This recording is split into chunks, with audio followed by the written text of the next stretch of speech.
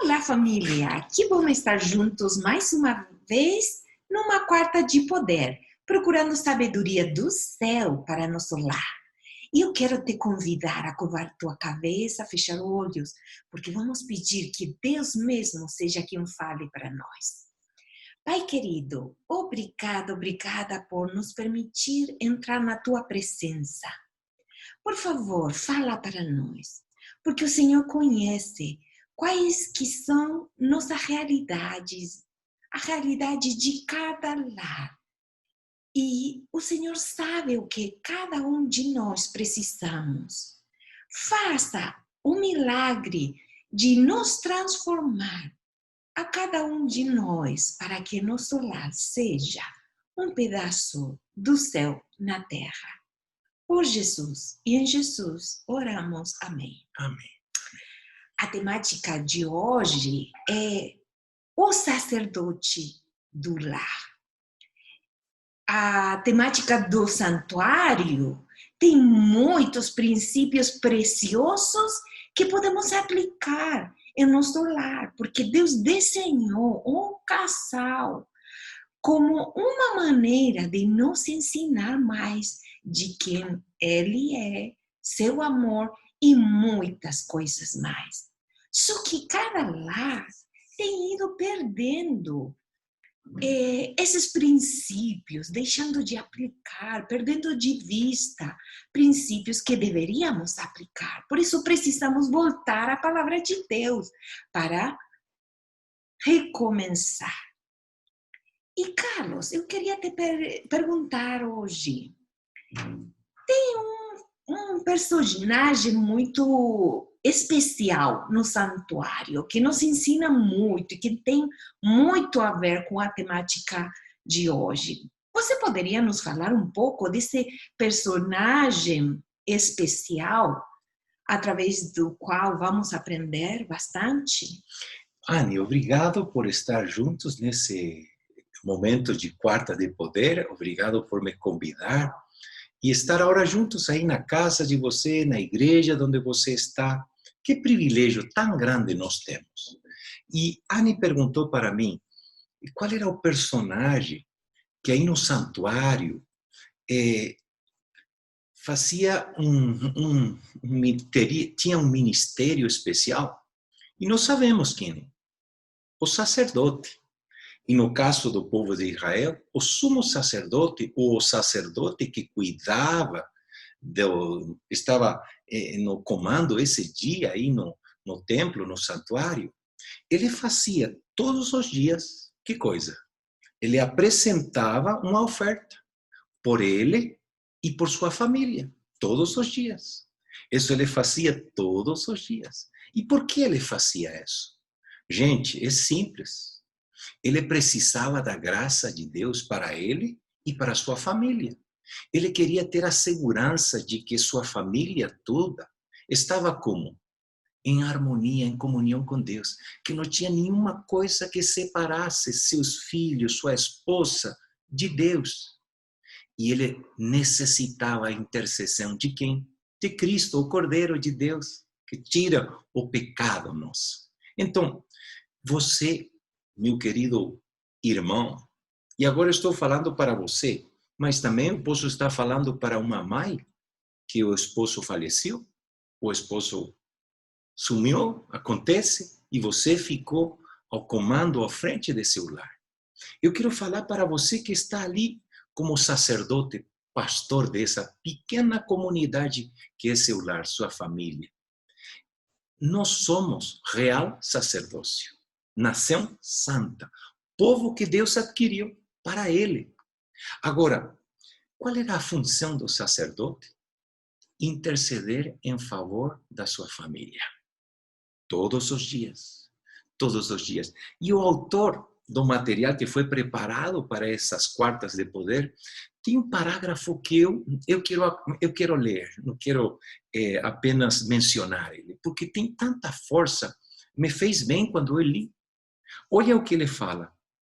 Ali, falando do sacerdote, ele compreendia sua incapacidade. Quando ele compreendia sua incapacidade? Quando intercedia delante do Senhor todos os dias. Quando levava a sua oferta, ele dependia de quem? Da graça de Deus. Ele. E sua família também. Ele compreendia sua incapacidade de salvar a si mesmo, sua incapacidade de mudar a si mesmo e a necessidade de Cristo e a atuação do Espírito Santo na sua vida diariamente. Quando ele levava a sua oferta delante do Senhor, que era apresentar o Cordeiro, era uma lembrança da necessidade que ele tinha. Então, quando você é o sacerdote da sua casa, o primeiro que você vai fazer se apresenta delante do Senhor, e você se apresenta delante do Senhor em nome de Cristo Jesus. E você vai interceder por você e por seus filhos, por sua esposa, por o lar. Você tem esse primeiro encontro com Deus. E depois você vai fazer que coisa? Vai trazer eles em torno de você. E aí vem essa segunda parte, Anne, que o Abraão, quando foi chamado por Deus, ele verdadeiramente era o líder, era o sacerdote dessa família, desse povo que estava começando. E ele representa você e eu. Anne, você poderia ler para a gente Gênesis? Porque isso é tão bom ter a palavra de Deus conosco. Aí em Gênesis capítulo 18, verso 19, nós vamos encontrar o que Deus mandou para Abraão e é um mandato também que Deus dá para você como líder, como sacerdote da família. Porque eu o escolhi para que ordene a seus filhos e a sua casa depois dele, a fim de que guardem o caminho do Senhor e pratiquem a justiça e o juízo, para que o Senhor faça vir sobre Abraão o que tem falado a seu respeito. Obrigado, Anne. Nos lembra isso, que além de ser o intercessor, você é o líder para quê? Para instruir, ensinar os caminhos de Deus. Você é o representante de quem? Do Senhor no lar. E você tem esse privilégio, esse honor de quê? De ensinar, de instruir os filhos. Para quê? Para que eles também andem no caminho do Senhor, nas coisas de Deus. E isso não é transferível. Isso você não pode transferir. Eu sou grato a Deus de que eu tenho a Anne aqui comigo, porque eu, como pastor de igreja, passei muito tempo fora. Minha função me levou a passar quase dos 30 dias do mês, eu passava 20 dias fora e 10 dias na minha casa. Então, a Anne, muitas vezes, tinha que tomar meu lugar, porque eu não estava na casa. E ela fazia isso, ensinar. Nossos filhos hoje lembram dos ensinos, das histórias da Bíblia, e eles lembram com alegria. Quando eu estava, eu fazia. Quando eu não estava, Anne fazia. Você não pode transferir, por favor. Você não pode transferir para outra pessoa. No sentido de quê? Para a igreja, para os líderes da igreja. E você e sua esposa. Quando você não está, a esposa. Quando você está, é você. Porque os filhos têm que olhar para você como o quê? Como esse líder que Deus instituiu. E você não pode deixar isso em mãos de terceiros. É de vocês, meus irmãos. E eu quero animar, porque quando você se torna um professor, um mestre da sua aula, de seus filhos, a influência é extraordinária, vai além dos tempos. Agora, você tem que pensar nisso. Anne, nós conversávamos há pouco com ela de como foi nossa experiência nos cultos de família, nos cultos, porque o momento de concretizar isso que nós estamos falando é o momento do culto. E quando você tem o culto do lar, você faz sua intercessão, você ora por os filhos, por a família, você tem sua comunhão pessoal, mas você tem que concretizar esse momento através dos cultos, né? Agora, com a Anne, nós lembramos de como eram os cultos. Meu pai, como eu já falei, tinha se afastado da igreja. E quando ele voltou com um entusiasmo, né? Meu pai era assim, né? E voltou com tanta entusiasmo, com tanta alegria, que ele fazia cultos que duravam 2 horas.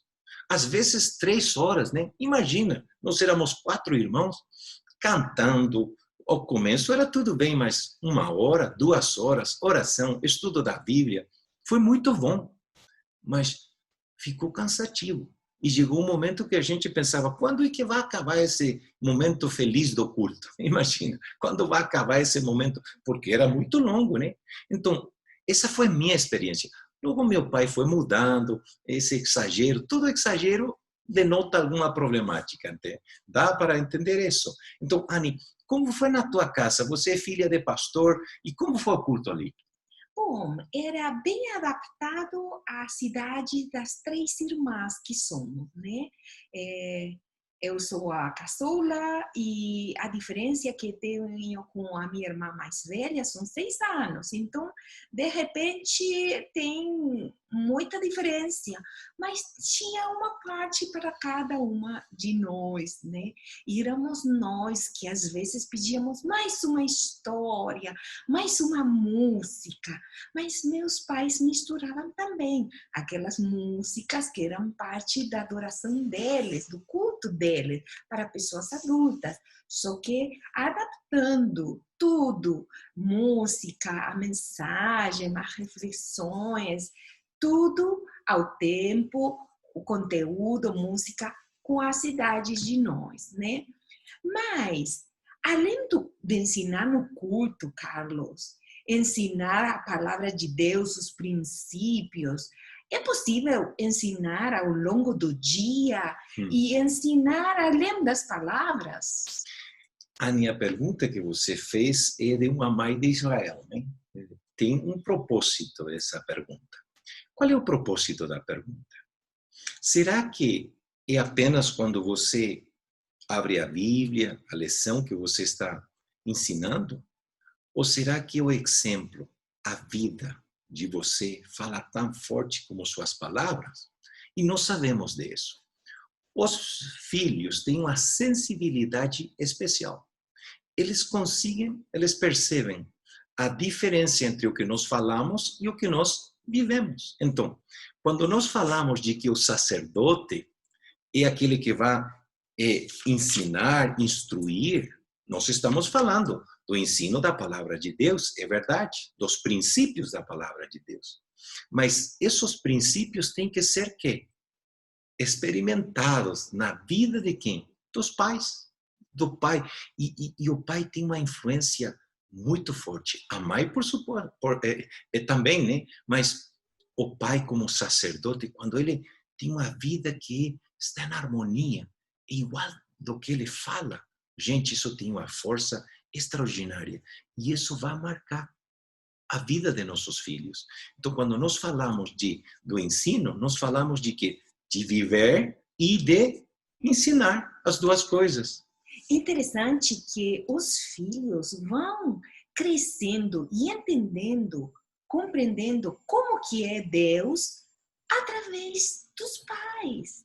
Se o pai é amoroso, a ideia que ele vai gerar na sua mente e nas suas emoções é que Deus é amoroso. E é assim.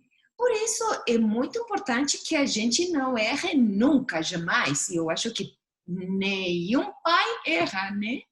Agora, Anny, outra pergunta, uma afirmação que tem um propósito, né? Anny falou de que a imagem que você vai dar de Deus é o que você é.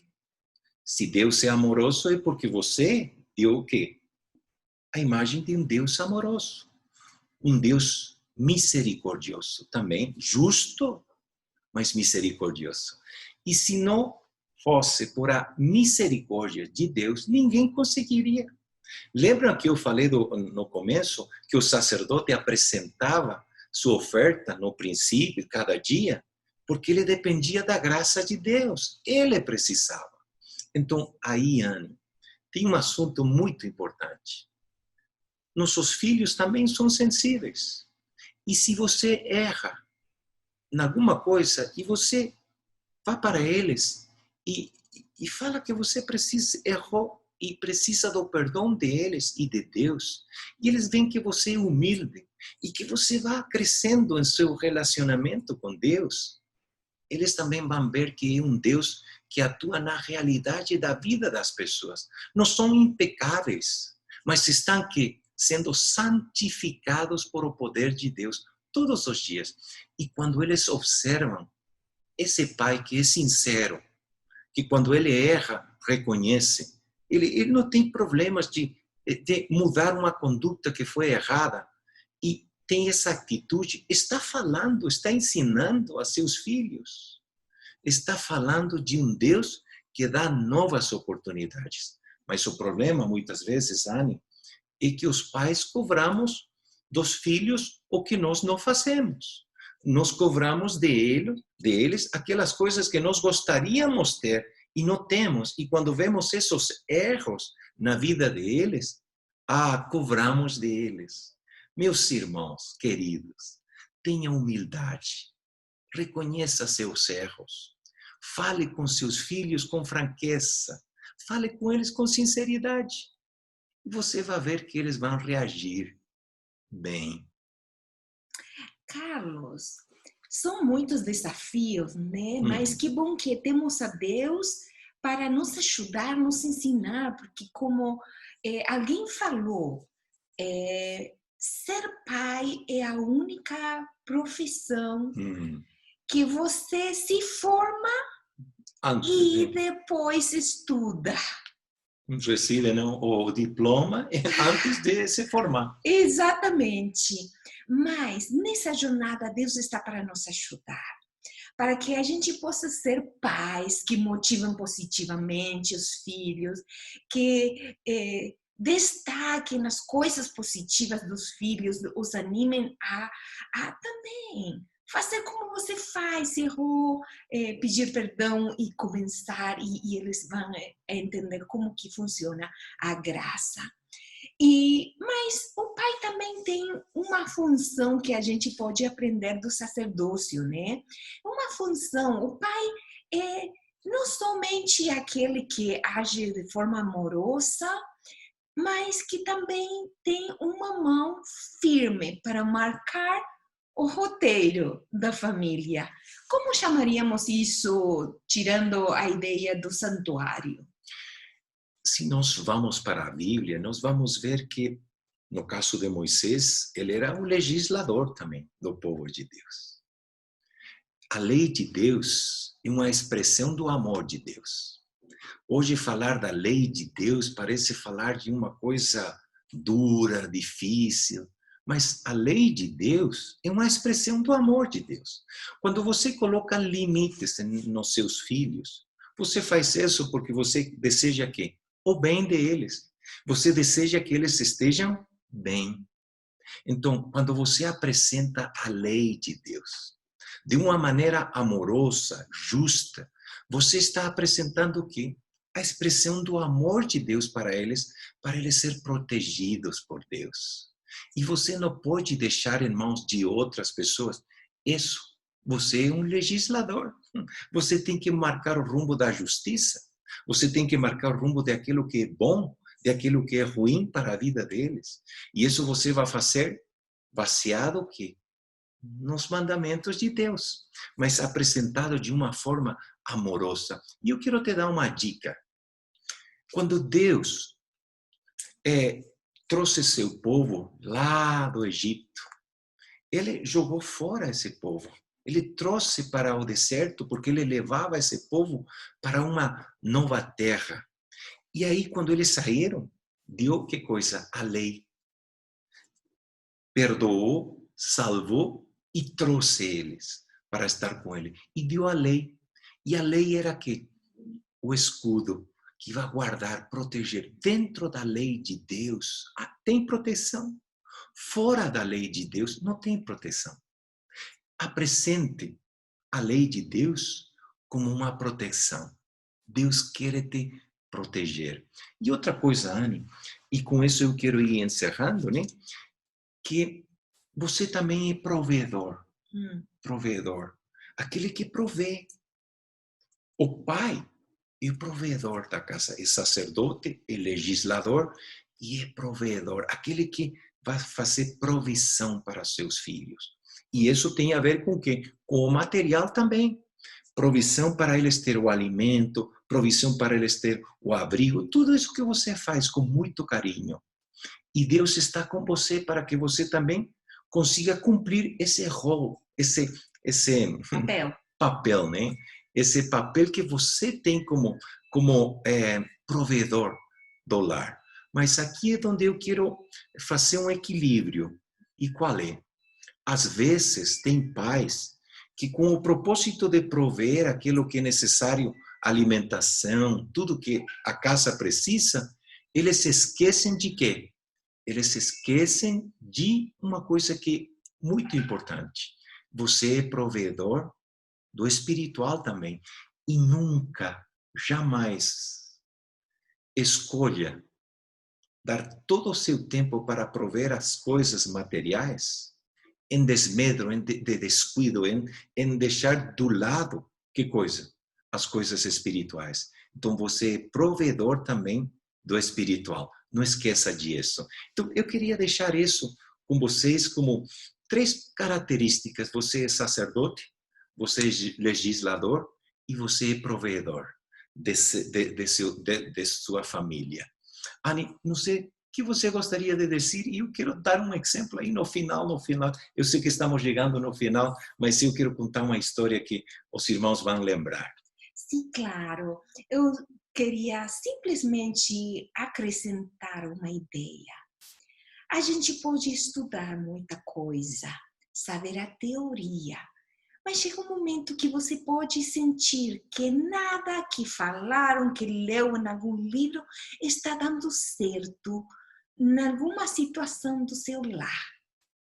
Mas não pense que não tem mais jeito, Hum. porque Deus sempre tem algum jeito de nos ajudar. E essa é a obra que a gente, como pais, não pode fazer e que faz o Espírito Santo. Eu me lembro uma vez que meu filho mais velho estava argumentando comigo e ele estava bravo comigo. E eu procurei mostrar amor, manter meu tom de voz com carinho, suave, para que ele sentisse que eu amo ele. Mas ele queria conseguir o que ele queria, né? Mas eu tinha que manter o princípio que tinha que manter.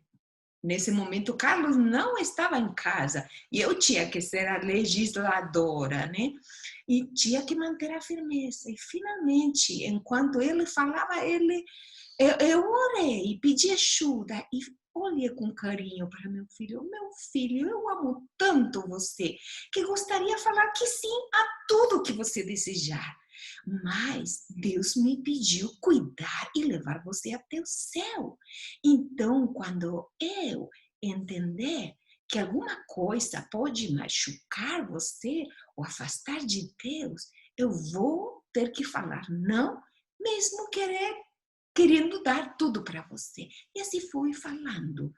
E esses olhinhos que parecia que saía fogo deles, começaram a ficar mais suaves e ele começou a conseguir me olhar de novo, olho a olho, e eu percebi o agir do Espírito Santo mudando o seu coração, que tinha vindo no meu pedido de socorro.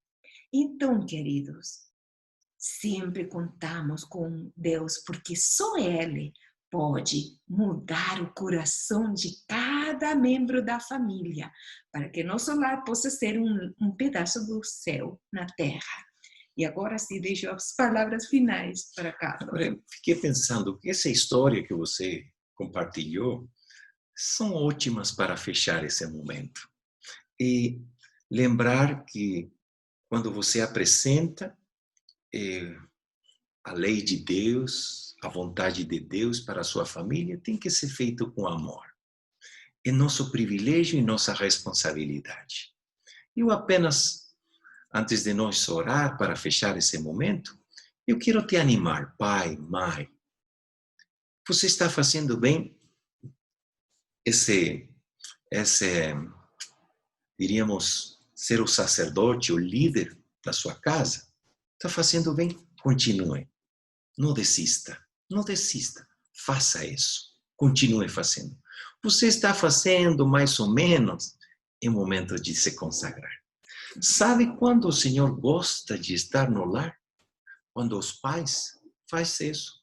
Quando o pai apresenta ao Senhor através da sua palavra e da sua vida nos cultos, e a mãe acompanha com oração, Jesus fica nesse lar.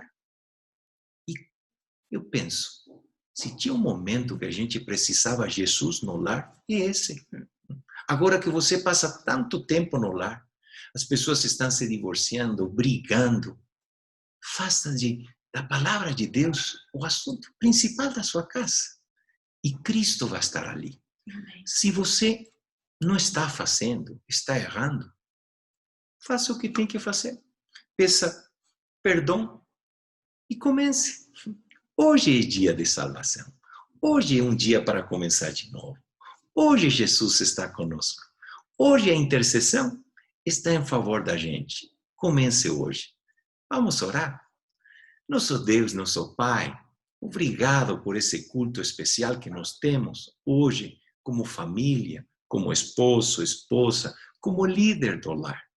E eu quero te pedir uma bênção especial por nossos irmãos que estão nos acompanhando. Tem uma mãe que ficou ela responsável do culto e não tem mais força, renova a força dessa mãe querida. Tem um pai que não consegue se disciplinar para fazer do culto algo central na sua vida, fortalece esse homem, fortalece esse esposo. Abençoa os lares, aqueles que estão fazendo, que continuem fazendo bem. E aqueles que estão aí lutando, fortalece eles para que possam fazer isso cada dia. Obrigado por as novas oportunidades que o Senhor dá cada dia. Obrigado por ser nosso líder, nosso Salvador, nosso amigo, nosso Deus. Abençoa cada lar. Em nome de Jesus. Amém. Amém. Que essa semana, resto de semana, seja abençoada e a gente se encontra daqui a um mês em outra quarta de poder, que com certeza Deus terá uma mensagem muito especial para seu lar.